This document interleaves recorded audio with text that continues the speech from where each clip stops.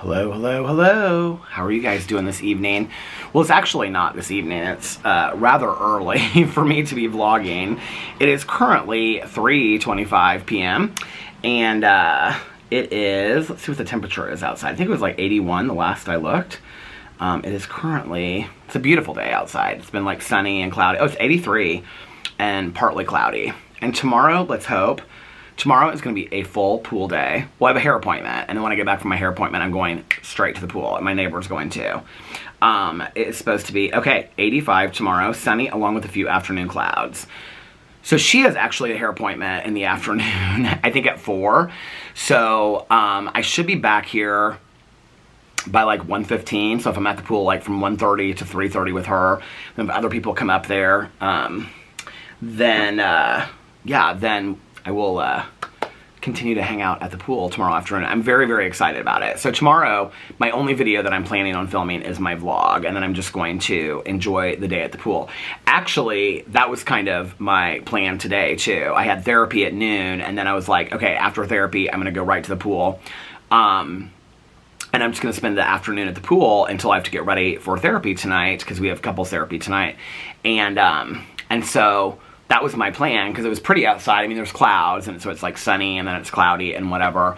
But I started like texting people in the neighborhood, and she was the only one that got back to me. And she was like, oh, I really want to go to the pool. She was like, but I've got this to do. She's like, can you go this evening? And I was like, yeah, I can go this evening. I'll be back from, therapy at such and such time. I said I should be back by like 7:30, and then I want to walk, and so we can go like, 8:45, 9 if you want to go then. We'll probably be back before 7:30. We'll probably be back here about 7:15. So I'll put my walking shoes on, walk for an hour, and then we can go to the pool. So I'm excited about that, but do you ever just have like those days, like it's just, I don't know what it is. I try so hard every day to like live in gratitude and just be grateful for each day that I'm given and my health and family and friends, and I am so incredibly grateful for that. But I've just been kind of like sad the last couple days. I don't know, and like leaving the pool today like really, really made me sad. I don't know. I went to the pool today, and it made me really sad. I don't know. I mean, I know why, like specifically it was making me sad, but I felt really, really sad leaving the pool today. And I think it also partly had to do with the therapy session today. So we started the trauma narrative on the bullying today, which actually went into like 20 different other things. And then we were talking about, I was asking him like, as far as like diagnoses, like I was like, clinical diagnoses, and he was like, oh no, like I have clinical diagnoses for you, like in my charts and stuff like that. And he was like, but you're somebody that doesn't like labels. And, we were talking about like how I like to understand the diagnosis as a way to look through life instead of just being like, well, I have this, this, this, and this. And so we were talking about it, and I said, like, other than my addiction, like, what do you think is like my primary diagnosis? And he said, probably your PTSD. He said, like from the accident and also from like your bullying from your childhood on. He goes, I think that the more we've talked, the more I realize how fundamental it is to how you move through life. And so he was talking about the PTSD, and then we were talking about the OCD, and then he was like, we were talking about ADHD, and he was like, oh no, I have a clinical diagnosis. He's like, he's like, that's a definite for you, He was like, and then I was talking about how somebody left a comment, I think it was on my vlog, and was like, they shared that they had ADHD, and they're like, you get so much done having ADHD, like it's crazy to me that you're able to do all this kind of stuff. And so he and I were kind of talking about that, and he goes, it's interesting. He goes, because people often think that ADHD is like a mental health diagnosis when it's really something that's more neurological. And he said people don't think of it that way. And so anyway, we were talking about that, and then we started with the bullying thing. And when you do the trauma narrative, like I did with the accident, now I'm doing it with bullying, you go back to like the very first moment that like really affected you from what happened, right? And so we were going back, and I was talking about, it brought up a lot for me, honestly.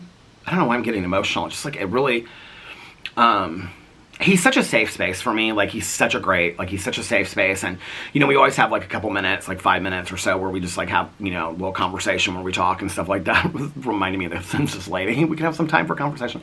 But, you know, like, I'll always be like, you know, how's your day going? He'll be like, good. Like, or what videos are you making? He always asks me about that, even though he doesn't know half the people I talk about. But today he was talking about like Mr. Beast and stuff like that. And that he had kind of fallen down the rabbit hole of watching some of the stuff about Mr. Beast. And so we were talking about that, but then we kind of like got into it. And, so when we started it, he was like, what's your earliest memory?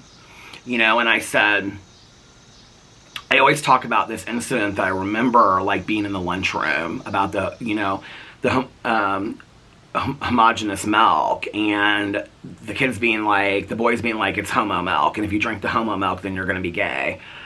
And I didn't get it. I didn't understand it. And, you know, I think I came from a very loving and, compassionate home, but I also came from a home that was very protective of my innocence, and I think that I was very naive and innocent about things for a very, very long time. And, you know, because he was asking me, he's like, when did you know that you were, like, gay? Like, when did you have crushes? And I said, well, I can remember, like, 1st and 2nd grade having, like, crushes on girls, but I said, I think I also had crushes on boys, but I didn't really understand it. But, oh, her phone's, who's calling you? We got into talking about some stuff that I don't even talk much about on video. I really have never talked about it on video, but like history of abusive situations. And like I've talked about it with all my sponsors, with past therapists. I've talked about it with him. And, but he was relating my feelings of that to bullying in a way that nobody had ever done before. And I don't know why, but it really brought up a lot of stuff. And, I was talking to him about, like, how safe spaces are really, really important for me. Like, you know, it's like just sitting here on the front porch. Like, this is a safe space for me. And, like, a few teachers through the years, like, felt like safe spaces for me. Just a few. And I can remember specific safe situations. Like, I can remember in 4th grade having this teacher that read Help, I'm a Prisoner in the Library. And I can remember that one. She was, like, a very safe teacher for me. I don't know why, but, like, I feel like she very much validated me. I felt seen in her classroom and things like that. My 6th grade teacher, I remember him. Like, I felt very seen. My mom really, really liked him. But there were just a few teachers through the years. And, you know, like I was telling him today, it's like I came home. And I think this is one of the things that we don't talk so much about with, like, addiction, is that, like, when you're a child of an alcoholic or an addict, it wasn't so much, I kind of, to be honest with you, as a child, very early learned how to maneuver the times when my mom was drunk. Like, I knew what to do. I knew how to deal with it. And my mom was not a nasty drunk. She wasn't like an angry, evil, I mean, I can remember a few instances where she got angry, but not at me. Just, you know, she just was full of emotion. But it was never directed towards me. The unsafeness came in never knowing what I was walking into when I came home. Like, and there were, I mean, the times that I would come home were drunk were few and far between, but I didn't know. And they were, when they happened, they were, it would be like when my mom's friend came over, you know, and like they would just drink all afternoon or something, and then the friend would leave, and then my mom would be like in the kitchen trying to make dinner, and she was blitzed out of her mind. And like, I didn't understand that at 8 years old. I mean, I understood it. I mean, kids understand a lot more than we give them credit for. I understood at a very young age that my mom had a drinking problem. I understood that my mom drank alcohol and that it was a problem for her. I didn't know that I necessarily knew the words or the implications, but I knew. I understood that when mom drank, if she drank a lot, this is what was going to happen. I knew that. We like try to hide these things from kids, and I think that kids get it more, you know, than anybody. It's why like friends of mine that have the friends of mine that are in recovery that have kids, they're like, at what age do you think that we should start educating our kids on the fact that, you know, like, mom or dad is an alcoholic or an addict? And I'm like, well, that's your choice. Like, as a parent, you have to decide that. But I can tell you that, as a child, like, I knew from a very young age that my mom had a problem. I think educating your kids on that at least a year or two before there's a possibility that they may pick up, I think is important, because I think to have that conversation that when you pick up, you may be like, I'm a believer that I had a genetic predisposition for it. I drank very similar to my mom. And so I think it's important to have that conversation before the opportunity, you know, presents itself for them to have that first drink, because that first drink for me did it. Like, that was it. Like, I was off to the races. But we got talking about all this stuff today. We got to talk about this abuse history. We got talking about safe versus unsafe spaces for me. We were talking about the bully in high school and, like, the Facebook situation, and how it wasn't just that he had given me hope, but that it was that these memories that I had from high school, which were very unsafe memories, he, in explaining himself, kind of had turned some of those memories into safer memories for me, because I understood them, if that makes sense. That then for him to turn everything, like, I didn't know what to do with that. Like, I still don't know what to do with that, right? And I have a lot of feelings and emotions about it. It makes me feel even more unsafe, you know, in the world. And so we were talking about that. We really just didn't even get through the first question on the trauma narrative, but it was like a really, really good therapy session today. It was really, really deep. But I got done with it. You know, anything that you're going to work through therapeutically is going to be working through the pain. Like, when I talk about working through the pain, it's bringing up painful stuff and working through it, and talking about your emotions related to it, and why you respond to the world the way that you do today. That's like working through these issues. It's painful to do that. It's why a lot of people don't want to go to therapy. It's why a lot of people don't want to do these things. You know, when I hear people say therapy doesn't work, or I don't trust therapists, or whatever, it's like, I think that maybe they typically have had a bad experience. I mean, I'm not going to say all of my experiences with therapists have been great, because that's not the case. But I think that if you keep on finding something, you'll eventually find somebody. But I can tell you the times that I've been resistant to wanting to go to therapy have been the times that there have been things that I didn't want to talk about. I can remember being in high school and my therapist being like, next session we're going to talk about, you know, your sexuality. And because I had brought up something about, like, I think I had brought up bullying or something like that, and she was like, we're going to talk, like, we should talk about this next time or whatever. And I can remember going down to my dad's car, and I was like, I don't want to ever go back and see her again. Well, I didn't want to work through the pain. I didn't want to talk about that. She would have been probably a safe place for me. I sometimes look back on that, because she was such a kind therapist. She was such a nice therapist. I mean, we spent a lot of time talking about things that she was interested in, but she was a safe woman for me. You know, she was a safe therapist. I mean, when I was in high school, she was probably, I don't know, 65 or something like that. She was very cool. She was very artsy. I mean, she talked a lot about her art interests and things like that. But in retrospect, she would have been somebody safe for me to talk about that. I wasn't prepared to do that. I wondered if I had opened up to her, like, how that would have made things different for me. You know? I think I think that was like at 16 or 17, late 16, 17. So it wasn't that long before I came out anyway. Well, no, maybe I was younger than that, because my dad picked me up, so I wouldn't have been driving. So maybe I was 15.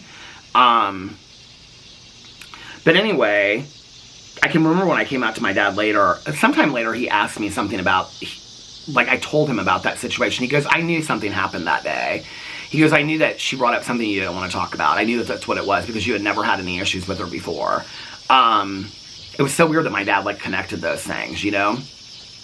But that's what therapy is. Therapy is bringing up painful things and working through them, you know? And a lot of people don't want to do that. And I understand that. A lot of people aren't ready to do that. I think, you know, I've had people reach out to me before, friends of mine, and be like their spouse or a parent passed away 2 weeks before. They're like, can you recommend a therapist? And I'm like, I can recommend a therapist, but I don't, at 2 weeks you're so raw, like, on any situation you've gone through. I don't know that I would have been ready to work through anything at 2 weeks. You know what I mean? Like, I don't even know that at 2 weeks of any event in my life, that I knew how to work through that pain. I don't know, you know, I don't know. Like, I can remember when I first started working with my therapist now, after the accident, and it was, I mean, it wasn't that far after the accident, and I mean, I just was sitting and ruminating all day long on all the guilt and the remorse and just reliving the accident. I mean, I didn't even remember the accident, but just reliving the consequences of the accident, this man dying, and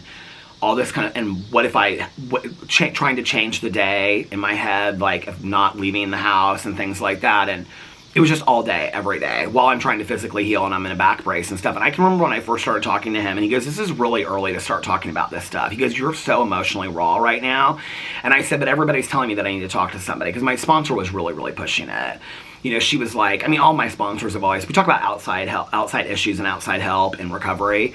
I mean, 12 steps are great for fixing a lot, but like any good sponsor will tell you that there's a lot of things that a 12-step program will never fix. It's so interesting because it's one thing that people have thrown in my face for like years online, like, oh, he thinks his sponsor will fix everything. I have never once in 29 and a half years had a sponsor that has ever thought, and I have never thought, that a sponsor or a 12-step program will fix everything. That's why we talk about outside issues, you know? It's why I am in therapy today. And my sponsor was she was like, I mean, when I went to her with, you know, was it her that I went to, or was it my previous sponsor about issues about Alex? She's like, I'm not a marriage counselor. She said it to me later. I'm trying to think of the timing. But whoever I talked to about it at the time was like, I'm not a marriage counselor. You know that about sponsorship. So you need to go find a marriage counselor. And I was resistant to it then because I didn't want to go through the pain. You know, I didn't want to bring up the painful things. And I think that's part of why we're resistant to therapy sometimes, is because we don't want to go through the pain. But I can tell you that the release and the relief and the reward on the other side is so great. But anyway, I got done with that session today, and I just was kind of like, I was like, I have to get out of this. Like, I just was in it in my head. And so I came outside, and somebody said the other day, commented on one of my vlogs about that my sleep issue is because I drank iced coffee all day long. I literally, like, this might be, and this is probably an over-exaggeration, this might be as much iced coffee as I have an entire day from the time that I get up until, like, at night. I might have a cup of coffee at night, so you're talking about 2 cups of coffee. I know people that have 4 and 5 cups of coffee at work during the day, and they don't have sleep problems at all.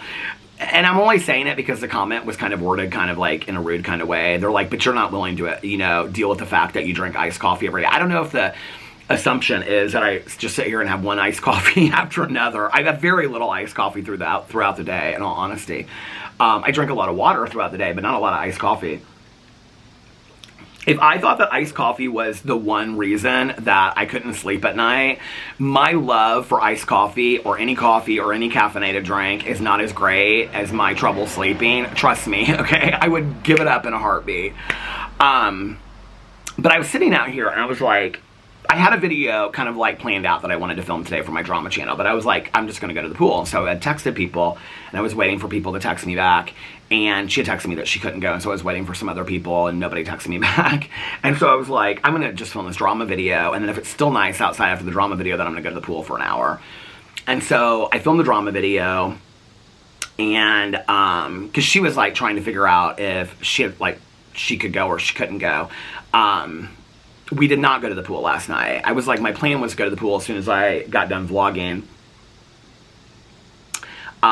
It was like by the time that I got outside and whatever, she and I were like, it's too cold outside. Like, it's not going to be, the pool is cold right now because it's been colder. It's not warm. So the pool's cold. It's not heated. And so we were both like, it's too cold to go tonight. So, we didn't go to the pool last night. Walked for like an hour. It was like just under an hour, and I think it was between an hour and 5, an hour and 10 minutes. I have it all charted inside. But so I filmed the drama video, and then I got done, and it was like sunny as it is, like right now. And I was like, I'm just gonna go to the pool. There's always somebody at the pool.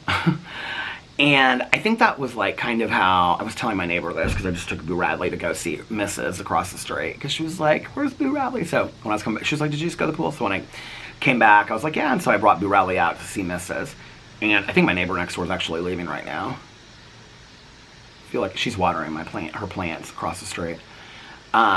her zinnias are so pretty, and my neighbor next door, she was asking her, she was like, what happened to my zinnias? They're dying. And she said something, some kind of mildew or something. And she was like, I can give you like a home remedy to fix it. And she was like, no, I think I'm just going to pull them and we'll just do them next summer or something like that. But anyway, so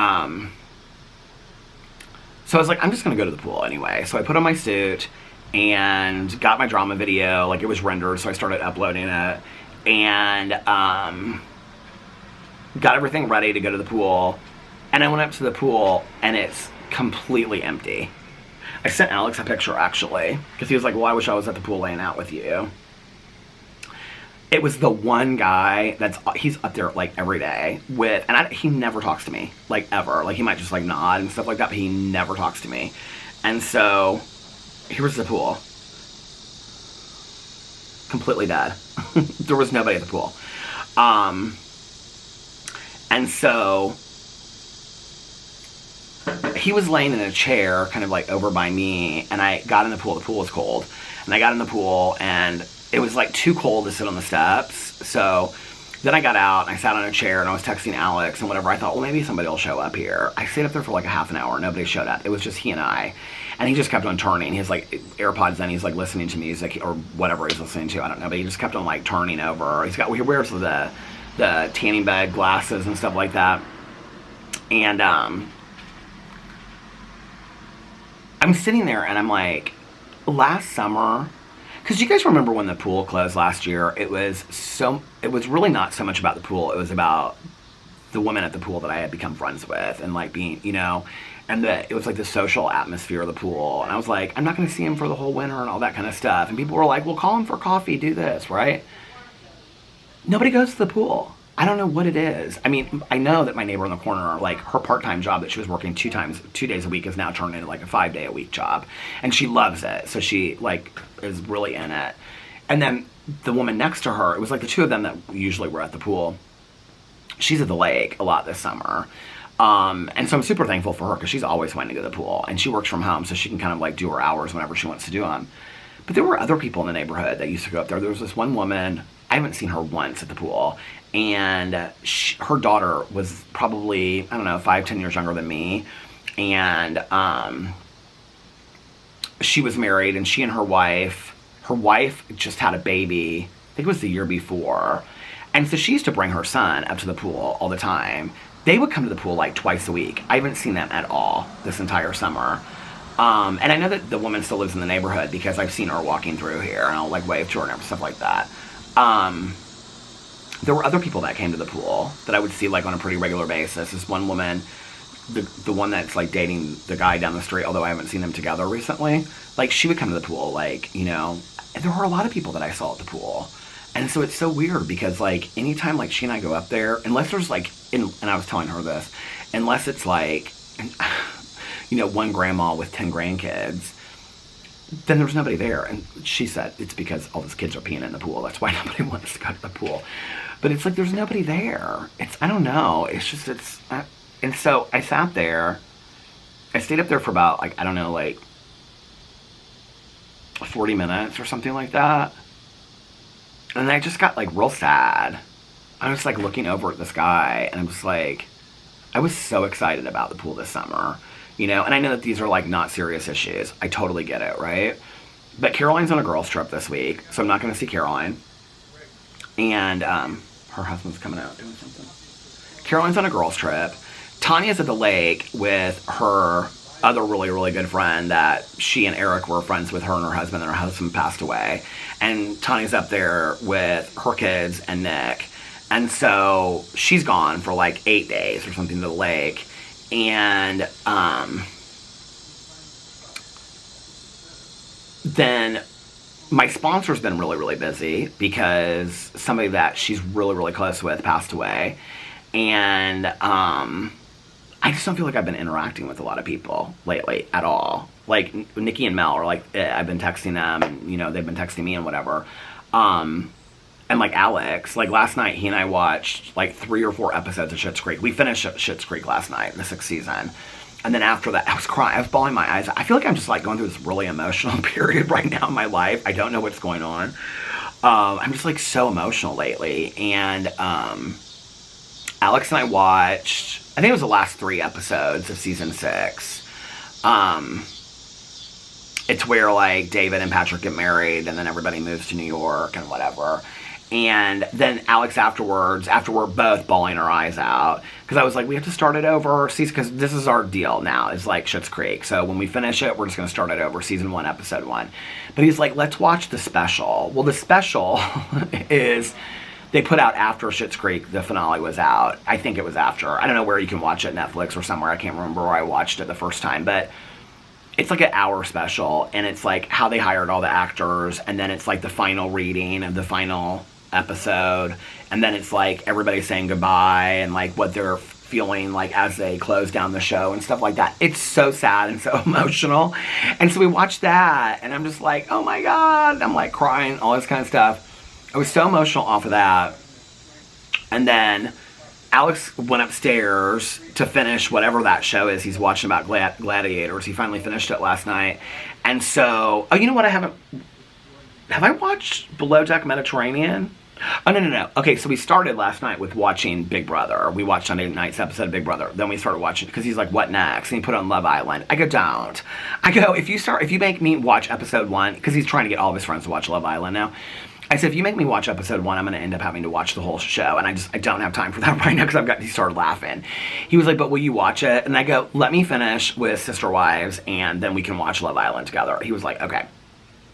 So, I was like, put on Schitt's Creek, that's just easy. So we watched Schitt's Creek, and then he went upstairs to watch that show, and I stayed downstairs, and, because I had to get up, for my therapy appointment today and get Boo Radley settled and stuff like that before all that, and kind of get ready for my day.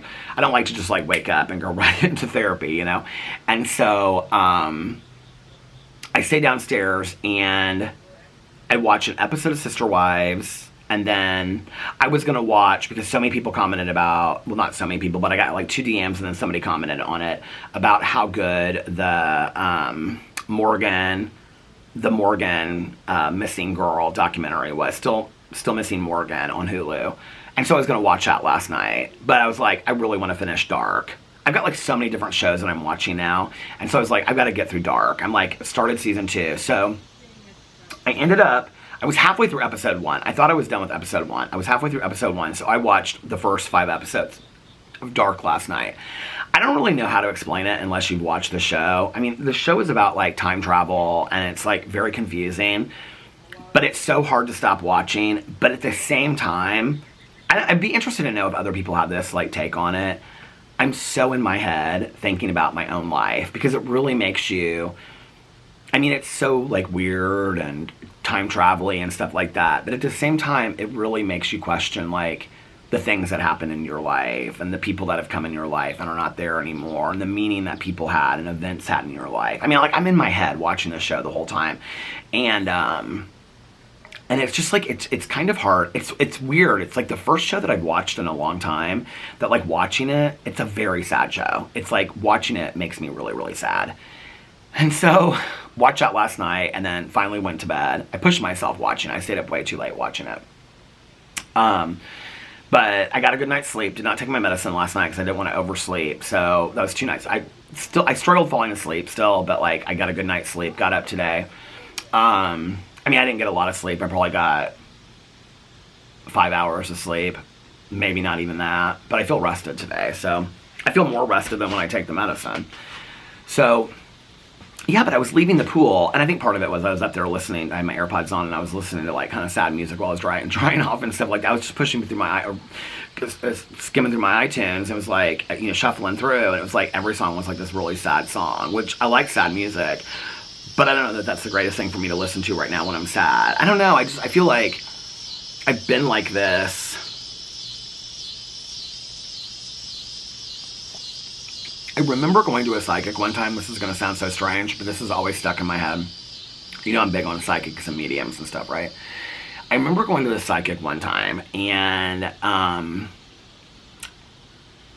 the psychic wasn't like, there was nothing about the psychic that I took seriously, but this one thing they said was, you're on your last life cycle, and every ending will be, like, super profound for you, and has always been super profound for you, because it's the last time you're ever going to experience it. and like believing in multiple, like, you know, life existences and things like that. And I can remember like hearing that, and that's always stuck with me, because my initial thought when I remembered it was like, I hated elementary school, right? But I can remember the last day of 5th grade, and I was a crossing guard, and I can remember like everybody, so that would be like where I helped, you know, the person, because I was a walker, so I would help the woman, the teacher, whatever, that would like help everybody like cross the street. And then when I was done, like I would take in the walking, it was like this, the camera stopped. I would have to take like the sign in, like stop and go, and like my, you know, it was like this white thing you wore over it.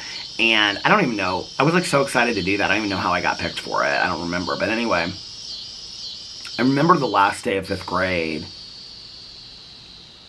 I think I was so scared to start middle school that in a weird way, even though elementary school was so, it's so weird to me at 52 that I'm still talking about elementary school, but it like had such a profound effect on me. And talking about today like really brought up a lot of stuff. But anyway, I can remember the last day of 5th grade, and because my elementary school was kindergarten through 5th, and then middle school was 6th through 9th. And I can remember the last day of 5th grade, like everybody like being on the other side of the street, and then me walking back inside, and like the school was empty, like most of the teachers were already gone, and like taking like the stop thing and like giving it to like the principal, you put it like in the principal's office desk, and like just like walk, like nobody said like goodbye or anything like that, you know.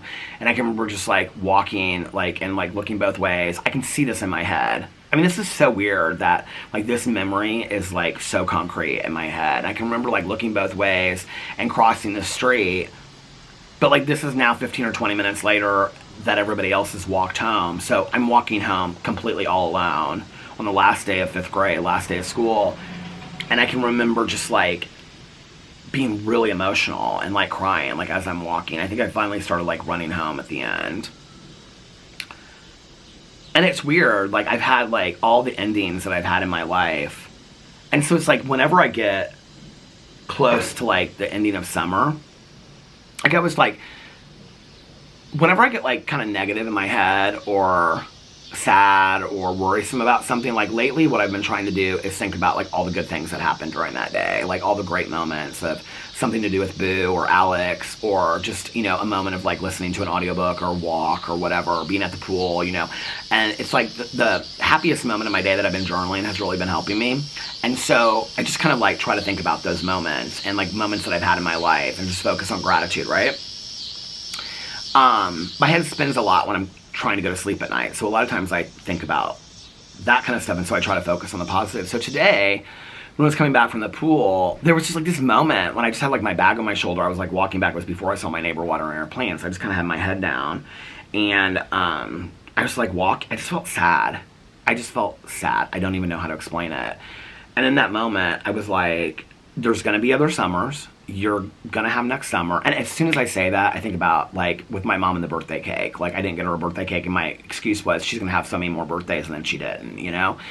And so I was like, you're gonna have other summers. Next summer might be completely different, you know. Don't get so sad about it. Like you have a great life, you have a great home, you have a great marriage, your dog is doing great, you're healthy, your friends and family are healthy, you have a great, you know, like that's what I try to focus on, right? But I think it's important to not necessarily push those feelings away, but allow myself to feel them. I think I very rarely feel lonely. I think part of it is growing up as an only child, and I like my independence as an adult, you know? And like Alex and I have been doing a lot together lately. And like the last time I said this, somebody said, well, you know, you can take an Uber and get off. This is not like a feel sorry for myself moment.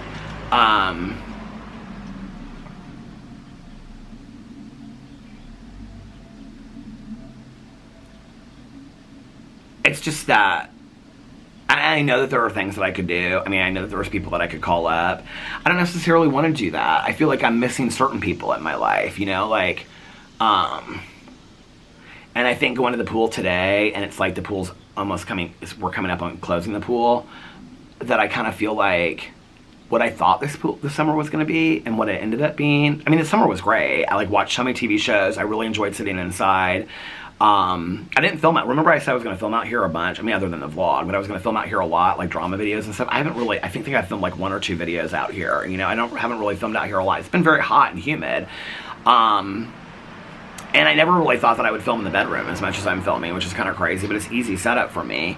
And so, I don't know. I mean, it's been a good summer. I've done everything that I wanted to do. We had a fantastic trip, you know, to Mexico, and I've got to spend a lot of time with Alex, and we've gone out to some great dinners, and I've spent time with friends, and I've actually gone to the pool quite a bit. You know, when I was looking last night, it's like I've gone to the pool quite a bit this summer. It just wasn't how it was last year. And as much as I embrace change, I'm still not used to it. And so last summer, it was like I would go up to the pool and there would always be like somebody that I would know. And I would be like, oh, hey, it's so good to see you. Then I'd swim the shallow end and we'd talk, and then somebody else would come up. And that was like every time that I went to the pool. And I feel like every time I go to the pool now, it's either she and I, or I'm by myself and that guy's up there. And it's not the guy from the villages. It's some other guy. I don't know this guy that is up there. He just like suns himself and he just turns. But I don't know. It just is. It feels lonely. It feels kind of sad. I don't really know how to explain it. And I think like this is going to sound strange, but it's almost kind of like making me a little excited for fall and winter, because I'm kind of like, okay, this is like, I'm kind of like over summer at this point. Like, let's just, I mean, I'm not ready yet. And a couple people were like yesterday on the vlog, and I'm going to say this is like what really like got me to the pool today. Were like, oh, go enjoy the pool. Like, it's only going to be open for a few more days. Somebody was like, we only have a public pool. You're so lucky you have a private pool. Go use your pool. That one really got me. I was like, okay, you're so right. And so I'm going to go to the pool as much as I possibly can before it closes. I was talking to my neighbor yesterday. They have like an annual party here and they pushed it back. It was supposed to be like in June. But so many people were out of town. And so I think it's like September 10th or 15th or something like that. They moved it back. And I said to my neighbor, she's not in charge of the recreation in the neighborhood anymore, but she knows about it because she's like helping with the party. And I said, are they going to keep the pool open until then? She goes, oh, yeah, absolutely. I said, so they're going to keep the pool open until like September 15th? And she goes, well, they have to have the pool for the annual party.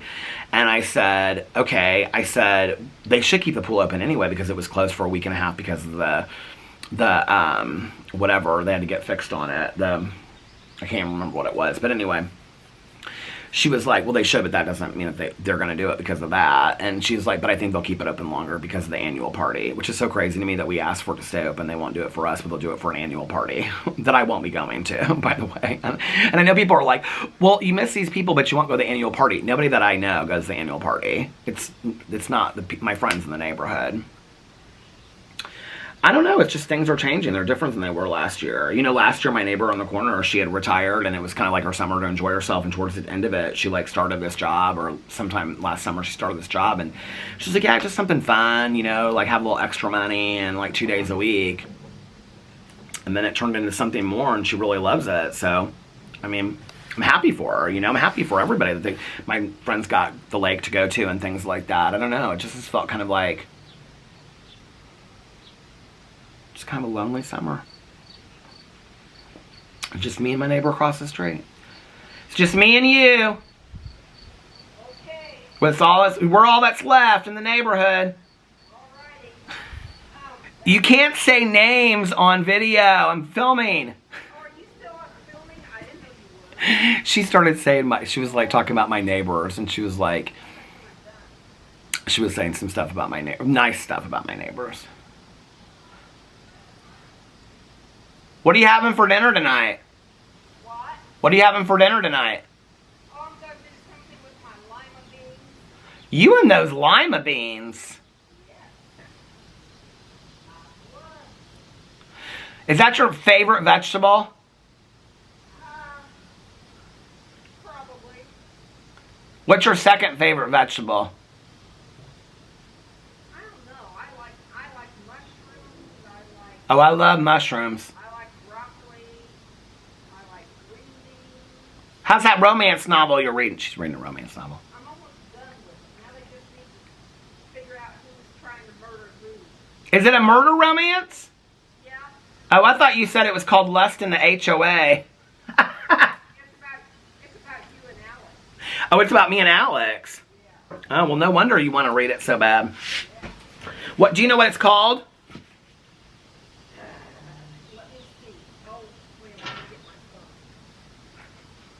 Is it like a cozy romance? No, it's one of Candace Camp. I don't know who that is. Yeah. I've read a lot of her romances. What's her name? Candace Camp. Is it Dirty Minded Romance? Dirty Minded. Well, there's some, Why did it pull up Candace Cameron Bure? No thanks. How do you spell her last name? C-A-M-P. You know, like camping and carrying on. Camping and Carrying On Camp Books. Oh, here it is. Let me look at these for a second. Oh, my Lord. An Affair at Stonecliff.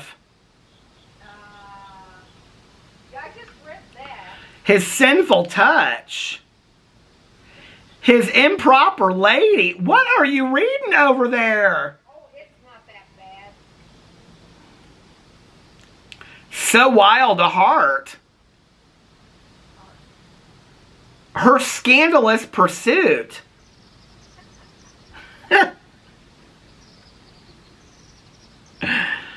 An Affair Without an End. That's you and I. That's what they're going to say about you and I. Oh, is that what they're going to say? Secret Fires. What are you reading? Look at this. This man is like, he's from like the Victorian days and he's got no shirt on the cover of this. There you go. Yeah, that piques your interest. I just noticed that cover out of all the other ones. Is it a new one of hers? Let me see what. Do you watch Bridgerton? This kind of looks like Bridgerton a little bit. Oh, they don't have Netflix. I forgot. There's only so many ways you can describe it. A Momentary Marriage? Maybe, yeah.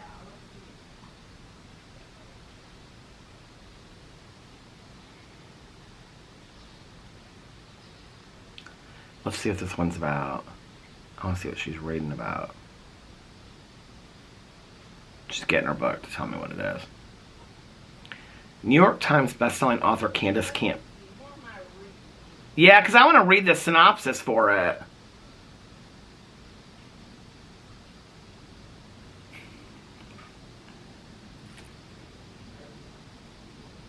A Momentary Marriage. That's what I got pulled out. That's Montclair de Vere #2. Here, I'm going to read the synopsis right now. New York Times bestselling author Candace Camp offers a delicious marriage of convenience story in this passionate historical romance. Oh, you love those historical books. James de Vere has always insisted on being perfectly pragmatic and rational in all things. It seemed the only way to deal with his overdramatic, greedy family. When he falls ill and no doctor in London can diagnose him, this sounds like Bridgerton. He returns home to Grace Hill in search of a physician who can, or to set his affairs in order. Arriving at the doctor's home, he's surprised to encounter the doctor's daughter, Laura. Oh my Lord. A young woman he last saw when he was warning her off an attachment with his cousin, Graham. Alas, the doctor is recently deceased and Laura is closing up the estate, which must be sold off, leaving her penniless. Why would it leave her penniless if she was selling it off? At this, James has an inspiration. Why not marry the damsel in distress? I cannot believe you are reading this. If his last hope for a cure is gone, at least he'll have some companionship in his final days. And she'll inherit his fortune instead of his grasping relatives. Oh, he's a nice guy. Leaving her a wealthy widow with plenty of prospects. How is this a mystery? Laura is far from swept off her feet, but she's as pragmatic as James, so she accepts his unusual proposal. But as the two of them brave the onslaught of shocked and suspicious family members, they find themselves growing closer. They vowed until death do us part, but now both are longing for their marriage to be more than momentary. Oh my Lord! Am I not being a prude? Are there true moments of romance in it and intimacy? Oh! Do you read it while you're eating your pie late at night? That's what I would do. While you're eating your breakfast. She and I love to tease each other. Whenever I talk to her, it always reminds me of when Scout is walking. I don't know why, because she's nothing like this woman at all. But when Scout is walking by Ms. DeBose and To Kill a Mockingbird, and she goes, "Hey, Ms. DeBose," and she goes, "You don't say hey to me, little girl." See, she cheered me up with all that. Doesn't take much to cheer me up. I should read at the pool, but I get bored. There's this older gentleman up there. I've never seen him before in this neighborhood. He wears those tanning spa glasses, and he just turns and turns and turns, but he doesn't say anything to me. I've never seen him before. He's rather tan, though. He looks kind of like, well, I don't really know how old. George Hamilton, was that his name? That guy that was real tan?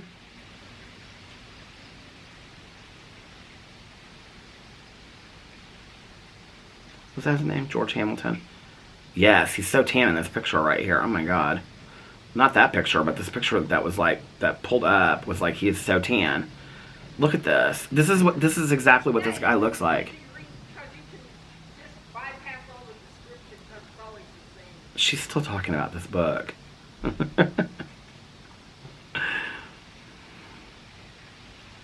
gonna get these comments on my video and people are gonna be like, "You shouldn't discourage your neighbor to read romances. Let her read what she wants to read." She gives me a hard time about the books that I read too. What?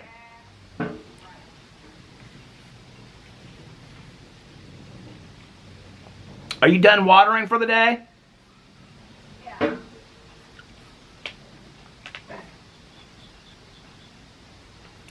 She brings out her little trolley and everything when she like waters and does it. It's so funny because I can see her.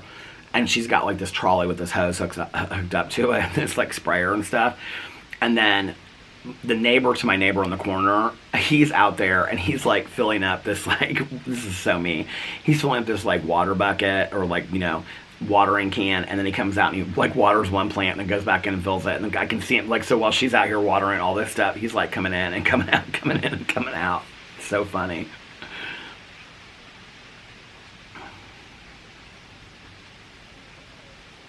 I mean, I haven't even seen walkers today. Like, this neighborhood, I don't know where everybody is. What is going on in this neighborhood? Where is everybody? Where is everybody? There's no walkers or anything. I don't know. Do you think there was a zombie apocalypse? They're all back in school, I guess. There's nobody in school in our neighborhood. Everybody, the average age is 80. If there was a zombie apocalypse, what do you think you'd do? What is a zombie apocalypse? What is a zombie apocalypse? Where zombies take over the world, of course. Well, that could happen. You probably got something growing in that garden over there that could kill zombies. Yeah, well, Can I tell you what's so funny? what?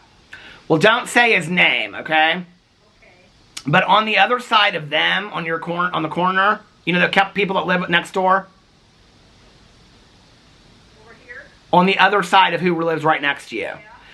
He's watering his plants, and as you're out there watering your entire garden with your trolley and everything like that, he's filling a watering can and coming out and watering one plant, then going in and filling the. I can see he's coming out. Like as you're watering your whole garden, he's coming out one at a time. So I can see you both watering your plants, and it's hilarious. Oh, there's another guy way down there. I don't know who that is. But he's watering with a cup. He's got a plastic cup watering his plants. I don't think that's going to get him very far. Do you think you have the most gorgeous garden in the neighborhood, or is there anybody else that you're jealous of? I'm not jealous of anybody.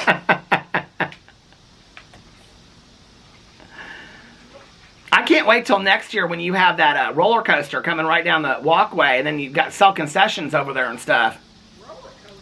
Yeah, Busch Gardens over there in your front yard. Yeah. Yep. Or the zoo. Or the zoo. The zoo botanical gardens. The botanical gardens. My mom and I went and saw it like the year it opened, And do you know where they have that, like, maybe it was just that year, I don't know if they still have it or not, but the butterfly garden? Yeah. Do they still have that? I think they moved it. Well, I remember we went to it, and we were so excited because we thought we were going to see like 1,000 butterflies, and we saw like 2. We got laughing so hard. My mom was like, this is the butterfly garden? Hey, why don't you get up tomorrow morning and come out to the... No. No. Yeah. I'm going to work out at the fair. Okay. Oh, you're going to work at the fair? Well, have fun. Eat an elephant ear for me. I'll eat a corn dog. Well, I'm a vegetarian, so I don't eat corn dogs. Well, they probably have vegetarian corn dogs. I doubt at the fair they have vegetarian corn dogs. But what they do have is, if you go to the Milk Barn, they have the best grilled cheeses and milkshakes in the entire world. Yeah, I've had those before. I love them.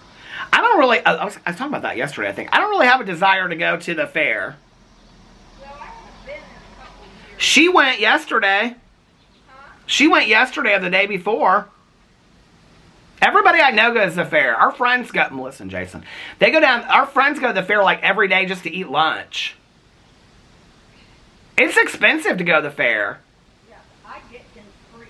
I'm sure you do. And I get the park free.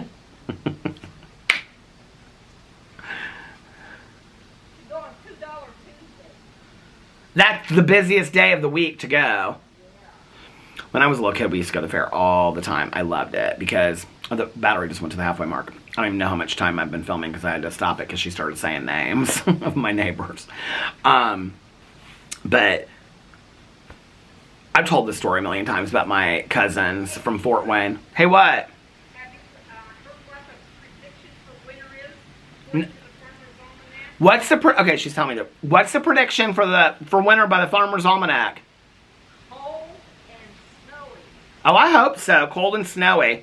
You hope so. What's wrong with you? Well, I mean, it gets boring when it's just cold and gray. If it's going to be cold, I want snow. No. Last winter was, I thought was great. I know, but we have like one snow the entire winter. That's good for me. So we're supposed to have a lot of snow?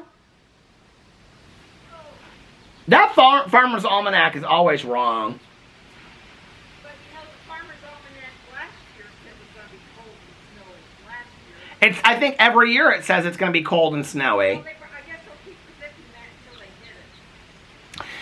That person I was telling you, don't say his name, that was watering his plants, now he's walking down the street. But like not to take a walk, just walking down to somebody's house. I wonder who he's walking down to. Look at us being nosy neighbors. You're nosy. I can see it all. I love it. Here's some. Is that your husband or is that Walker's? But I used to. Okay, so my cousin's from Fort Wayne. They lived on a farm. Oh, there's my favorite neighbors. Well, where's his wife? Oh, there's his wife. Hey. How are you guys doing? You always do this. That's perfect. She was just telling me that the Farmer's Almanac said it's going to be cold and lots of snow this winter. She did. But I don't believe it. What the Farmer's Almanac said last year about last winter, and it wasn't. So I told him, I said, I want lots of snow. until they get it right. I want lots of snow. Hey, I heard a rumor. I heard they're doing both pickleball courts. What? They're doing something about both pickleball courts? No, we're looking at different options. Oh, you're looking at different options. We may put 2 pickleball courts on the one. Oh, how do you do that? Well, that's not hard to do. You can put actually up to 4 on one court. There's enough space to do that many. But we would get portable nets, pickleball nets. Oh, somebody told me about that, yeah. One on one side, one on the other. Divide the court in half. It worked out pretty good. I saw it in that tuck-up houses. There's a couple other places to do. I heard they were doing both courts, is what I heard. No. We might end up doing that if the cost gets to be out of hand. But yeah, we're looking for alternatives. Just as long as they don't go down there and tape it in the middle of the night. As long as what? They don't go down there and tape it in the middle of the night. Have we figured out who did that yet? Oh, yeah. Oh, we did? Did we figure out who pulled it up? No, well, I do. I told Ah! Oh, you you admit to it. Okay. Oh, you admitted to it. Okay. I never denied it. Oh. Nobody ever asked. Well, don't say who. Can you whisper? Do you know who did it? Can you whisper it to me? That's amazing. Well, happy anniversary to you. Happy anniversary. Are you guys going to dinner or anything? 58. 58 years. Today. Well, happy anniversary. What's the secret to a happy marriage? This is an anniversary walk right now. What did he say? He says this is our anniversary walk. What's the secret to a happy marriage? Staying there. Staying married?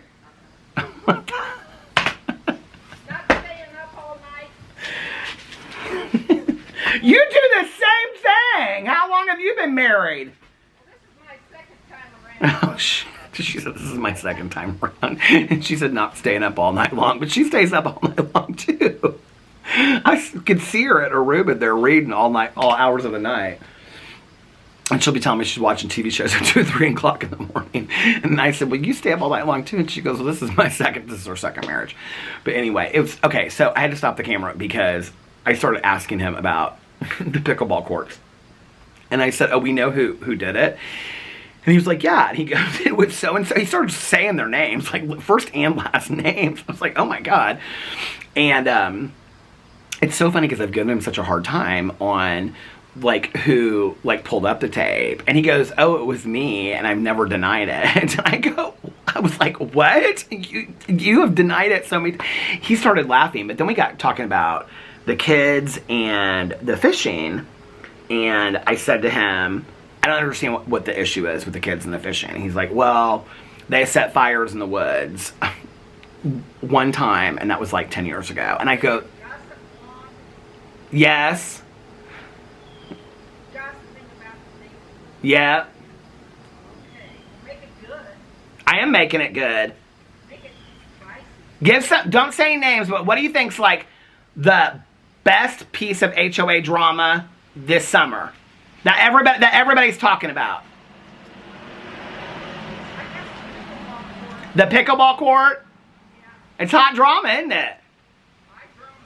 Could you believe he sat there and admitted to pulling up the tape? Yeah. He's never admitted that to me before. Oh, no, I didn't get it. I know, but take down. But he just said 5 people's names who put the tape down. She said she knew who put the... I didn't know until that moment.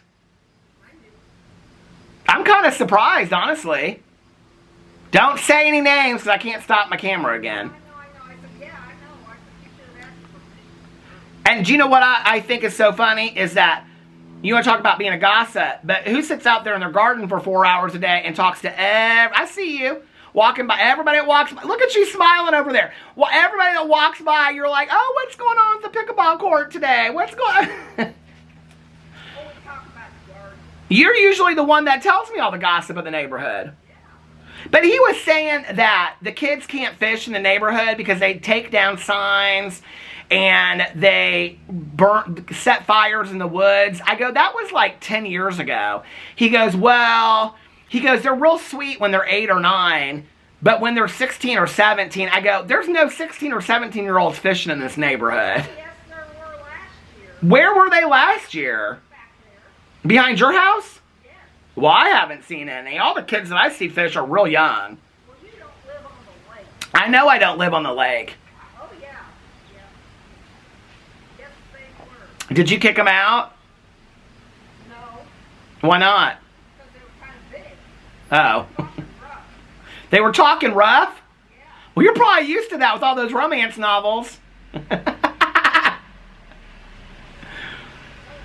There's a male guy. I have never seen anybody that old fishing. I've never seen anybody that old in this neighborhood typically. I mean, there's around the neighborhoods here, but not in our neighborhood. I've never seen... The kids that fish are like between like 8 and 12 years old. They're not... I've never seen 17, 18-year-olds in here fishing at all. It's crazy to me. And he's like, oh yeah, they like take down the signs that say no trespassing and no fishing. I'm like, well, if they take down the signs, how are all the signs still up? And he goes, huh? And I started laughing. And he started laughing because he heard what I said. And I go, if they took down all the signs, then how are the signs still up? Because all the signs are still up in the neighborhood. He goes, huh? because I caught him, right? And I go, all the signs. He goes, no, they took them down a couple years ago. I go, so this was a couple years ago. I go, the fire was 10 years ago and the signs were down a couple. He goes, huh? He's like laughing at me. I think people just try to get it. See, I told you, HOA, it's big drama up in here. She even said pickleball court. Is she still out here? I want to ask her. Are you still out there? No, she must have gone inside. I was going to ask her what she thought was the second biggest HOA drama of the summer. I'd be interested to hear what she has to say about it. She told me today that there was like some drama with the pool. Because she's part of the landscaping committee. So they do like all the landscaping, like they decide when the trees are going to be pruned, which she was all upset about, but she said she didn't have anything to do with that. And then they, I'm like looking at my phone to see if I got to like get ready here in a second. And I'm going to get my mail in just a second. Don't you worry about it. There might be a love letter. A love letter from who? You? Yeah, right. You might get a love letter. From Laura and Graham in your romance novel. What do you think is that? I bet she was telling me anyway. She was like, they haven't kept up the pool at all. Oh, the battery's about to die. Well, I got to get off here. I can't. We'll talk about the HOA drama some other day because I got to start getting ready for my therapy session. The battery's dying anyway. So I hope that you guys are having a magically amazing, what is today? Tuesday. And if nobody else has told you this today, I love you and I will see you guys tomorrow. Bye. Love ya.